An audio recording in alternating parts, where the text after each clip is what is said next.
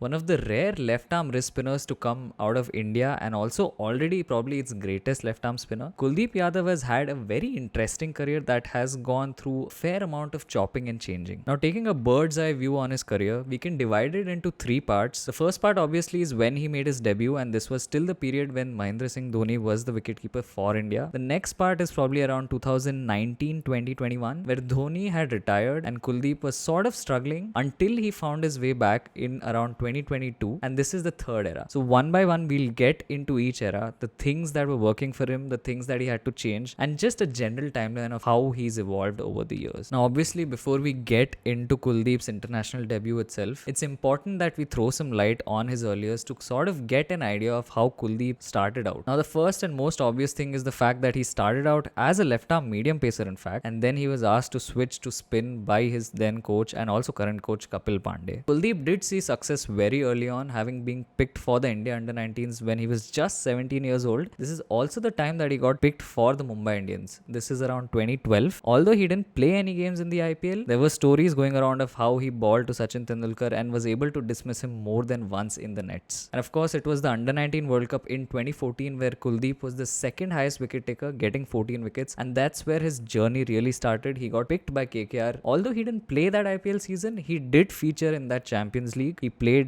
alongside Sunil Narayan, bowled very well, very economically, and that's when he started to catch the eyebrows. And it was also around this time that he was handed his first class and list A debuts. Now coming to Kuldeep's international debut, he made his debut for India in the fourth test against Australia in that very high tension, high wire series, and he did pretty well. In fact, he got 4 for 68 in that first innings and kind of helped India restrict Australia, and that's where his international journey began. And let's get into the technique of Kuldeep over here, right? This is the time around which he was not using his non-bowling arm first. Now fast forward to 2019. By this time, Kuldeep has been a part of the international circuit for a couple of years. He's established himself not only in T20Is but also the ODIs.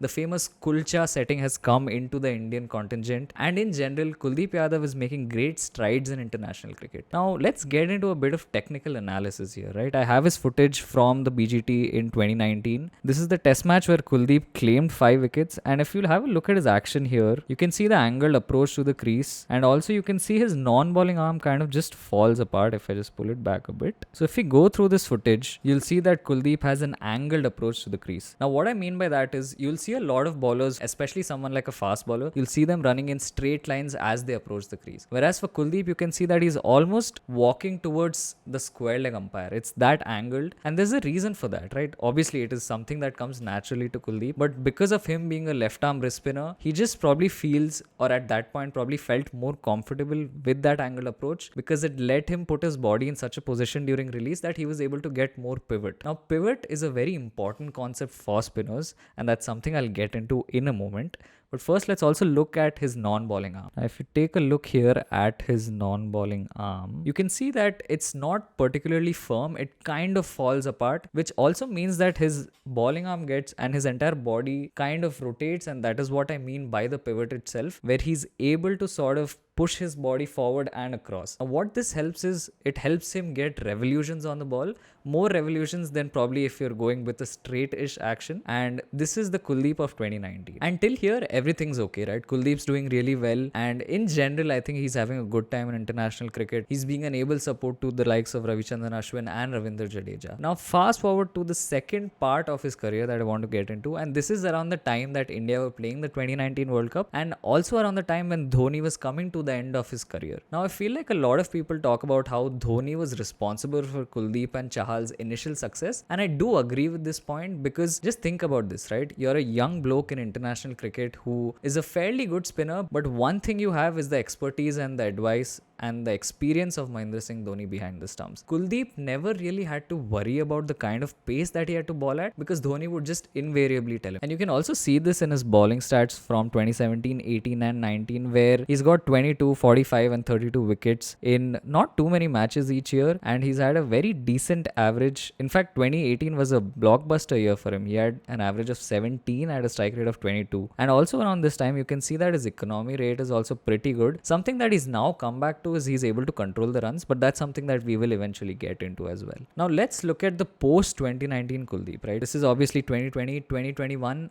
and towards the end of 2021 he also had a knee injury, which eventually was the switch. But coming to these 2 years, I think Kuldeep really struggled here, and there was lots of criticism around the pace at which he was delivering the ball. In fact, in Ashwin's Kutti stories, Kuldeep also talks about how he knew there was this criticism. A lot of coaches, especially at KKR, were also telling him that he needs to up his pace, otherwise he's not going to be effective. Kuldeep just seemed to not care about this information at the time and thought that he could resolve things his way. Now, of course, Kuldeep had his reasons. The main issue was the fact that he was not able to increase his pace without losing out on maybe his spin or his dip or revs on the ball. And for someone like a Kuldeep who was still only around 25-26 at the time, something like that could make him extremely insecure, also because of the fact that he was barely getting games even at KKR. And this is also very clearly reflected in the stats for those years, where you can see in 2020 and 2021 he played only 5 and 4 games respectively, and he got just 8 wickets in those 2 years in ODIs. Not only that, his average and also his strike rate were significantly increased, and his economy rate was horrible. It was 5.5 and 6.5 in the years. And if all these things weren't bad enough, in the process of probably trying to increase his pace, Kuldeep also ended up injuring his knee and going for surgery in 2021 September. And I feel like this was the turning point in his career. The knee injury was almost a blessing in disguise. And this is where we kind of dive into the third part of Kuldeep's career, where he kind of made the technical changes and was able to come out as a better bowler. Now, what happened post Kuldeep came back from the knee injury was that he was advised by the NCA physios to not put much strain on his landing leg. So essentially what was needed at that time was for Kuldeep to have an action wherein he was able to not put much load on that landing knee. So logically what Kuldeep had to do was ensure that he's quickly able to get off that landing leg. And so Kuldeep did end up going back to his childhood coach Kapil Pandey, and they kind of worked on a workaround for that landing leg, which was to have a faster approach to the crease. When he's finished his bowling action, he can quickly get off his landing foot. Now, of course, this is the technical side of things. There were also a lot of changes in terms of IPL and leadership and just captaincy around Kuldeep at the time. He moved into Delhi Capitals in 2022. Rohit Sharma had become the captain of India, and also he had a very able coach in Ricky Ponting. And I feel like this is more important than the technical aspect itself, is where he got a lot of confidence from these people surrounding him who were ready to back him, give him games, and just give him time to mature into this new action. Now cut to 2022 when Kuldeep is back in the Indian setup and he's come back with this refined action. He's played a couple of T20s and ODIs, but it was this Bangladesh test match where he really kind of solidified and grew into this new action, and you'll also see it from the footage over here. Now of course the first thing here is Kuldeep's approach to the crease. Earlier we talked about how Kuldeep had a very angled approach to the crease. That is something he kind of rectified, and he's looking to go a lot more straighter in any matches that you see even today. And here's the footage. Of course you can see Kuldeep has a very straightish approach to the crease, and you'll also see a lot more usage of the non-bowling arm. Unlike when his non-bowling arm was falling apart and falling on the side earlier, you can see that it's a lot straighter now. And what this meant is that his bowling arm also got a lot closer to his ear, which meant that he was able to deliver the ball straighter, and because of the momentum that he was generating, he was also able to get that speed that he was lacking for a couple of years. And the non-bowling arm here is extremely important, because what is happening is, because he's applying more force on that non-bowling arm, because it's more straight, forcing his bowling arm forward at a much faster pace, which means that although naturally he's still able to fly it and get those revs, because of the general momentum of the body, he's also able to generate more pace without compromising on any other aspects of his bowling. And that's also something that we can clearly see here. You can see that he's still able to get that flight and that dip while having increased pace. Now of course here's a side-by-side comparison of the non-bowling arms,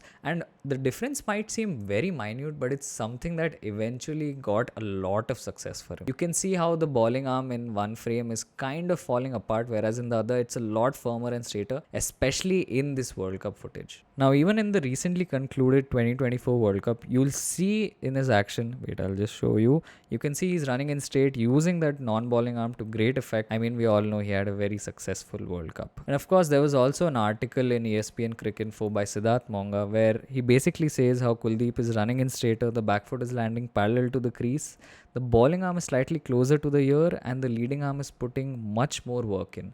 And this is all that we discussed. To put it in a very simple way, Kuldeep was able to generate more vigor in his action, which eventually meant he was able to get more pace without compromising on any other aspects of his bowling. And obviously, as a batsman, if you have lesser time to play the ball, then you're always going to find yourself in a bit of a tricky situation. And yeah, this is yet another example of how the great players or the good players in international cricket keep on adapting and keep on evolving. And obviously, Kuldeep's only 29, so there's definitely still scope for a lot of changes to come in his career, especially as he gets older and his body gets more prone to injury. But for now, this is our video. Hope you liked it. Thanks for watching. If you want to see more videos like this, if you want to see more in-depth analysis, leave a like, subscribe, and definitely let us know in the comments what kind of videos you're looking for. That's it from me. Peace.